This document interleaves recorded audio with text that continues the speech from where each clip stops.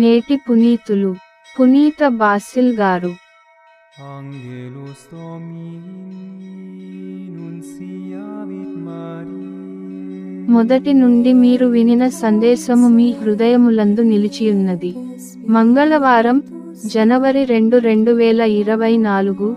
మొదటి పట్టణం పునీత యోహాను వ్రాసిన మొదటి లేఖ 2వ అధ్యాయం 22 నుండి 28 వచనాలు. నా బిడ్డలారా, అసత్యవాది ఎవరు? యేసును, క్రీస్తు కాదనువాడే.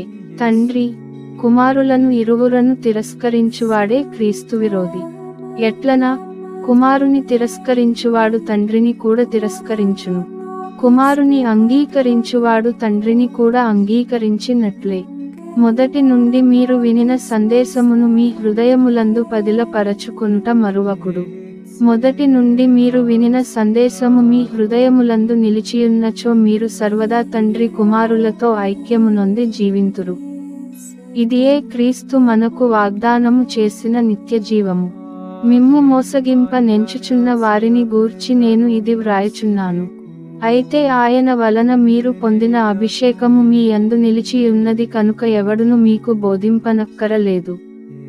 ఆయన ఇచ్చిన అభిషేకము సకల విషయములను గూర్చి మీకు బోధించుచున్నది. కనుక ఆ బోధ సత్యమే కాని అబద్ధము కాదు.